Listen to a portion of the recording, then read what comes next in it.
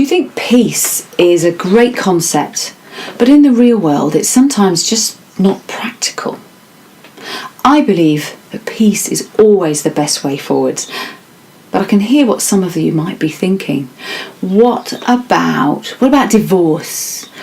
How can you have a peaceful divorce, a healthy, calm separation, especially when infidelity is involved? All that pain, all that shame, all that rage. I remember what that felt like.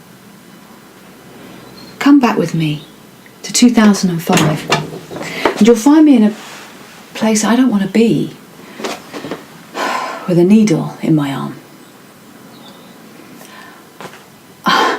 I hate this place. I so want to get out of here. The stench of disinfectant and antiseptic, the migraine-inducing lighting, and this bloody antibiotic drip rammed into my veins.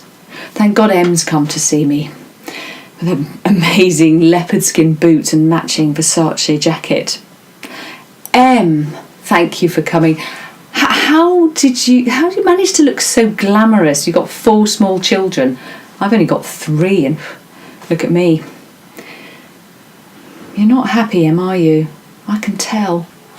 Not happy? Not happy, Suzy. For God's sake, you could have died.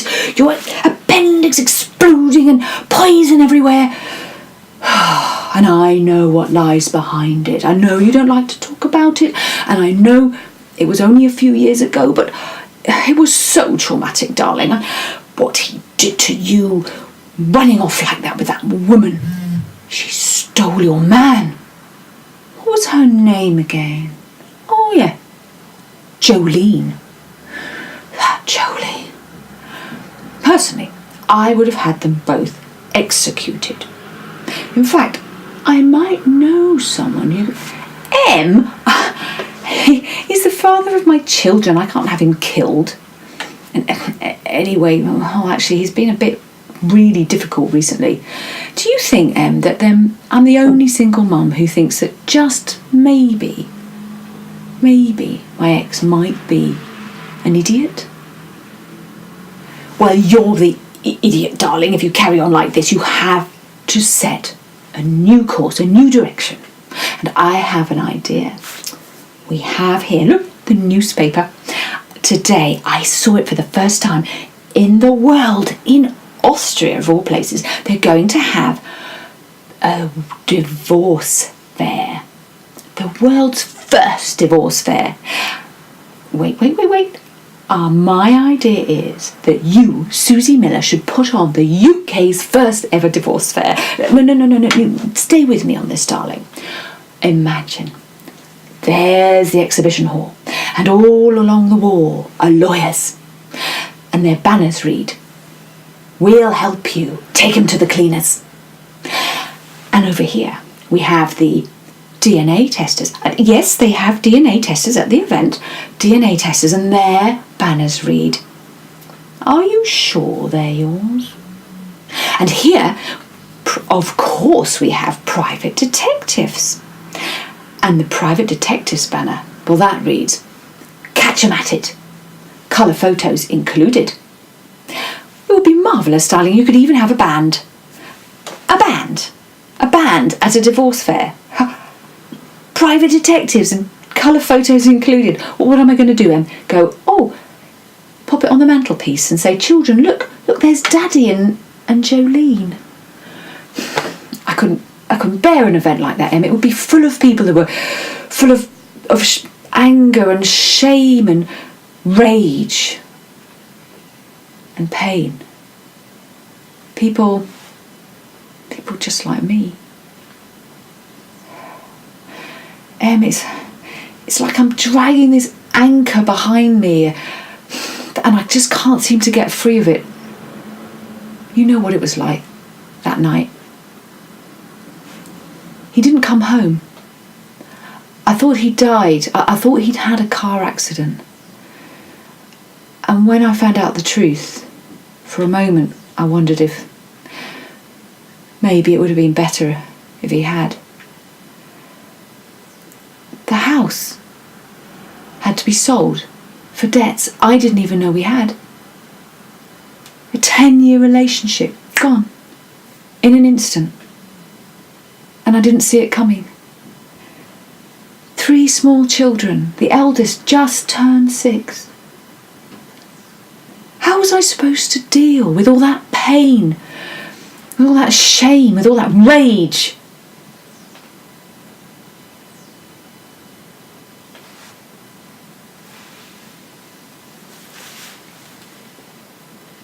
Suzy, you're running away from your health, you're running away from your life. You'll never heal if you keep running away.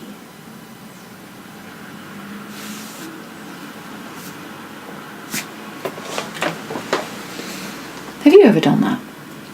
You're moving through life and you think you're doing so well and everyone's so proud of how well you're coping, and then suddenly you find yourself almost back where you started, and that all that time what you were really doing was just running away. Have you ever had that? I decided to set a new course, and I discovered personal development. I did Anthony Robbins, the firewalk, barefoot, cool moss, and I didn't burn my feet. I read self-help books. Em had a great one. It had the word revenge in the title. I don't know why that caught my eye.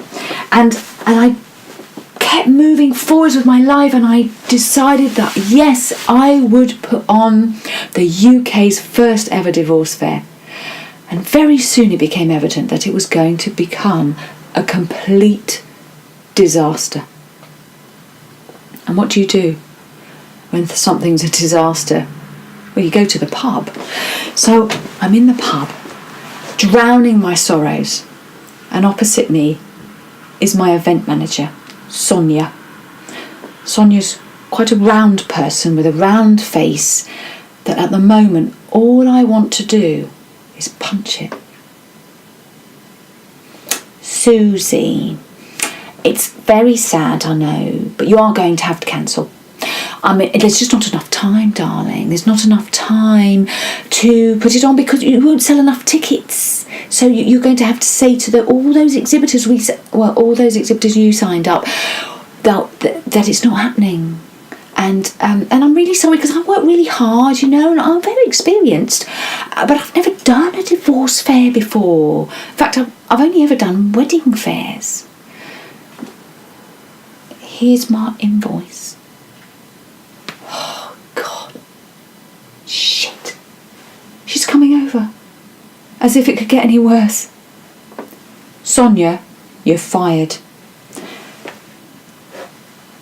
Jolene. Suzy, I've been watching you for about an hour. I was too scared to come over and say hello. Hello? Oh, God, Suzy, I don't even know how you can talk to me. I don't know how... what I did, running off with him like that, and you and your children, and... Why don't you punch me? Why don't you just punch me? Did I punch her? Something else happened, something I can't, even to this day, quite explain. Jolene, come here. Oh, God, Jolene, it's all water under the bridge. And maybe you need to let go and move on now. Have you ever had that happen to you? Where you just do something and you think, oh my God, where did that come from? Maybe all that walking over burning hot coals and not burning my feet in the same way, all that pain and that shame and that anger didn't burn a hole in my heart. But what was I going to do? It's like I'd learned how to hoist the mainsail, but I still didn't have any idea of how to steer the ship. Everyone was telling me to abandon ship and I needed to give up with what I was trying to do, but how could I possibly make it happen?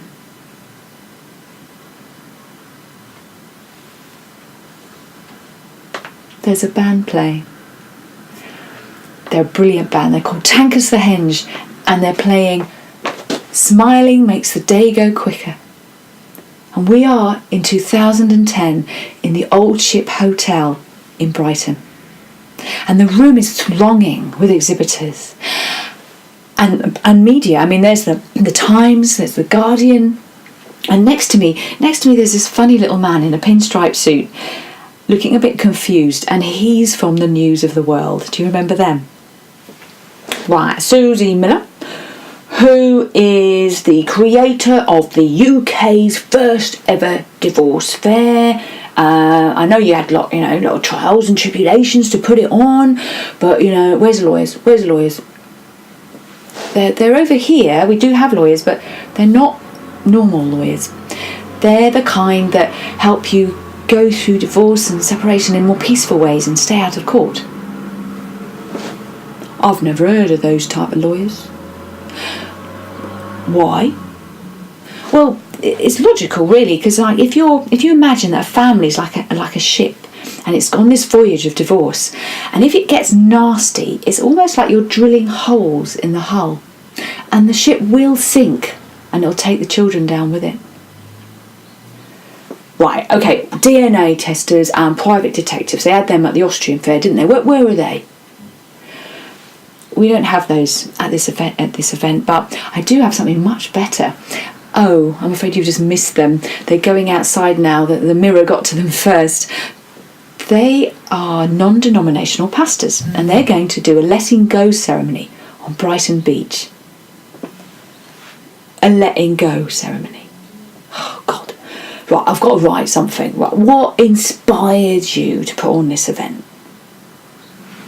Well, funny you should say that, because there was a book that I borrowed off my friend, and what caught my eye originally is it had revenge in the title. Revenge, right, now we're getting somewhere. And the book was written by Chuck Spezzano, and the title is Happiness is the Best Revenge. So did the News of the World print anything about my event? No. But everyone else did. The Mail, the Times, the Telegraph, the Guardian. And I went on to appear on Breakfast TV, talking about better ways to divorce and to have extended families. I wrote for the Daily Mail. I even collaborated with the Ministry of Justice on promoting dispute resolution. And on that journey, I managed to realise that maybe my ex wasn't an idiot after all. Because if you think about it, would I spend 10 years and have 3 children with an idiot? No, of course I wouldn't. And maybe instead, he just wasn't thinking straight, wasn't quite in his right mind. So, and perhaps all forgiveness is just holding the space, that safe harbour, for when they do come back into their right mind. And that, if you're really lucky, might happen in this lifetime. And in my case, it did. So my kid's dad, with his new wife, was at the event, supporting me. And we've become a really solid co-parenting team. And what I discovered was that in the battleground of divorce, in the war of family separation, and you might want to write this down, always make peace your weapon of choice.